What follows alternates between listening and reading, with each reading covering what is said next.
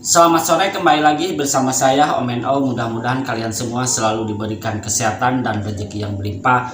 Amin ya robbal alamin. Masih dalam kasus Pina Cirebon, di mana rekan Eki yaitu Franciscus Marbun membeberkan kelakuan Eki selama hidupnya. Rekan Eki yaitu Franciscus Marbun mengungkapkan kebiasaan anak itu Rudiana, di mana peran sapaan akrab Franciscus Marbun menyebut Eki adalah pecandu obat-obatan terlarang dan minuman keras. Kebiasaan Eki itu berdampak saat kekasih Pina itu mengendarai sepeda motor. Nah, diketahui kasus tewasnya Eki dan Pina Cirebon pada tahun 2016 kembali menjadi sorotan publik. Pran menyebut rekannya tersebut kerap mengkonsumsi obat-obatan terlarang, namun dirinya tidak mengetahui jenis obat-obatan terlarang tersebut. Nah, saat insiden tewasnya Eki dan Pina di Playoff Pertalun Cirebon pada hari Sabtu 27 Agustus 2016, Pran tidak mengetahui rekannya yang memiliki nama lengkap Muhammad Rizky Rudiana itu menenggak miras atau tidak.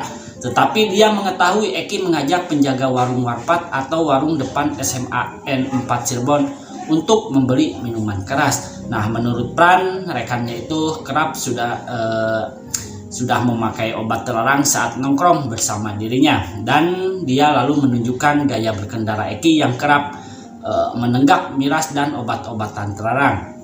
Nah, meskipun Eki kerap mabuk-mabukan dan mengkonsumsi obat-obatan terlarang, Pran menuturkan temannya itu selalu pulang ke rumahnya dalam keadaan aman.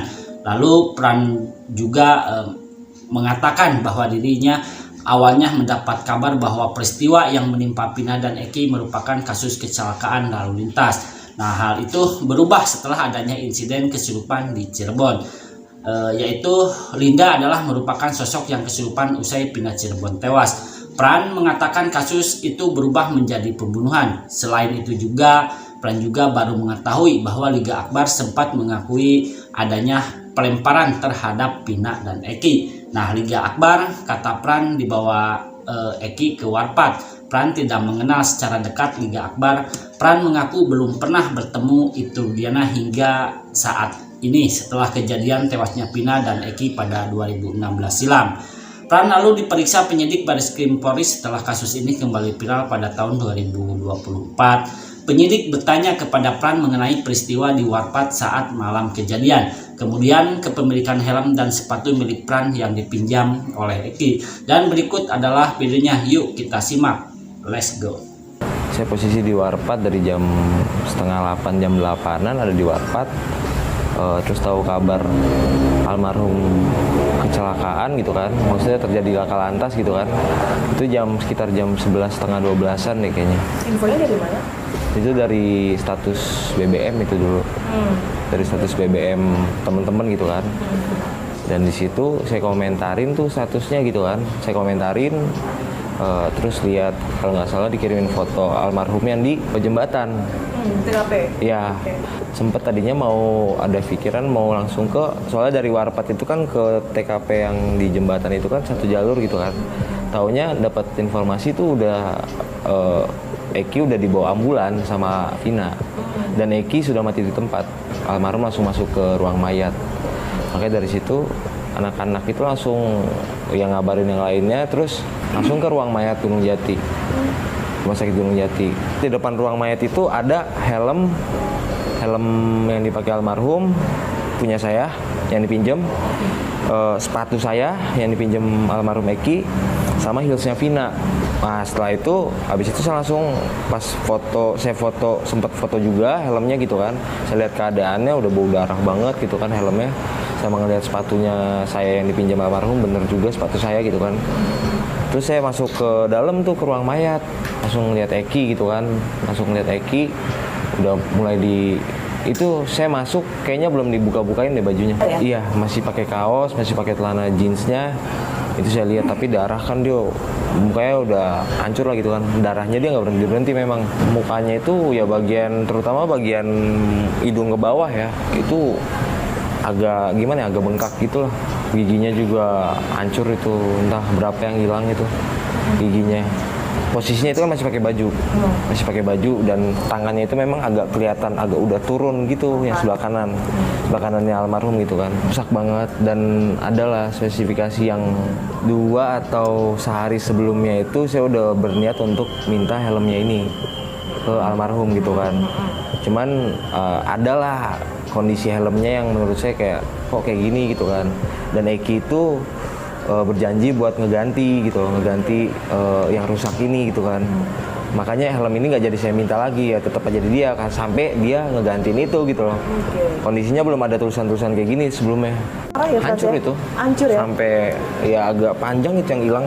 Kalau sama beliau itu sama almarhum seminggu itu intens ketemu 3 sampai 4 kali lah. Tapi kalau malam minggu itu udah pasti biasanya. Itu di Warpat. Di Warpat. Dan dia selalu sama Vina ya, Eki? Nggak selalu sih, kadang sendirian juga. Kalau dulu itu ya balik lagi yang saya tahu kan kabarnya awalnya tuh terjadi laka lantas ya, yang saya tahu gitu loh. Dan sampai 3 hari pun sampai yasinan aman-aman aja gitu lah. Setelah yang serupan itu viral, itu satu Cirebon kayaknya tahu semua deh soal video rekaman suara. Yang saya tahu dulu cuma rekaman suara doang, kalau videonya nggak ada. Disitulah baru kayak teman-teman tuh kayak mikir bener kan gitu kan, kalau korban tuh nggak kecelakaan, bener kan korban tuh dipukulin dan segala macam gitu. Karena ngedenger saya sendiri pribadi pun kayak gitu. Dulu zaman itu paling cuman kayak sekedar nanya aja Ki lagi di mana gitu kan, dan itu nggak ada terfikirkan malam hari itu gitu loh. Pokoknya ya biasanya udah pada nunggu di Warpat aja, orang juga anak-anak pada nongol sendiri ntar gitu tuh pikiran kayak gitu. Setelah dikonfrontasi kemarin ditemuin bareng-bareng itu, tukang warung itu ngakuin kalau Eki jam 3-an itu masih mampir ke Warpat. Kalau soal itu saya nggak tahu, tapi kalau dibilang Eki peminum, iya. Eki peminum? Peminum. Oke. Pemakai juga. Narkoba dalam hal ini? Obat-obatan terlarang. Kalau dibilang narkoba, saya nggak tahu itu jenisnya apa. Saya nggak make sih. Saya nggak pernah make, jadi nggak tahu Eki pakai apa gitu. juga nggak tahu? Nggak tahu. Yang saya tahu dari penjaga warung itu, Eki sempat minta dianterin untuk beli minuman. Sore itu? Tapi dibilang minumnya di situ itu, dibilang minum di situ apa enggak itu nggak tahu saya ya. Yang saya tahu itu diajak beli minuman doang tukang warungnya, karena tukang warung tahu tempatnya gitu kan. Jadi dianterin, habis itu doang sih yang saya tahu. Sering, malah justru kayaknya kebanyakan dia posisi udah make ya ketemu sama saya. Sering itu berarti ya? Sering itu, sepecandu itu. Kalau nyetirnya belagu gitu, kalau di depan teman-temannya sih, di depan teman-temannya doang. Nyetir belagu tuh gimana sih? Jadi kayak kalau orang Cirebon bilangnya kan kayak ngegitik gitu loh, kayak kanan kiri gitu, zigzag gitu. Dan itu pun kalau menurut saya itu yang dia lakukan itu selalu di depan teman-temannya doang. Kalau untuk sendirian buat apa coba dia ngomong kayak dia bikin kayak gitu. Sepengalaman saya jadi temennya, semabuk-mabuk kayak dia pasti bisa pulang sampai rumah aman-aman aja gitu loh, maksudnya nggak pernah jatuh dan segala macam. Kalau pada hari kejadian sampai besoknya sampai 3 harinya itu mungkin saya nggak percaya dia sama orang lain.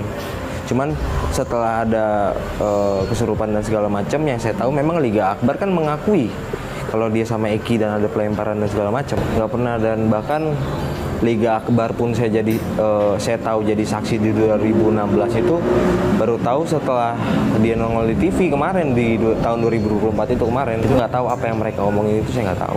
Jujur kayak penyidik polisi berurusan untuk jadi kayak sama polisi aja tuh baru sekarang ini. Oh, diperiksa ya?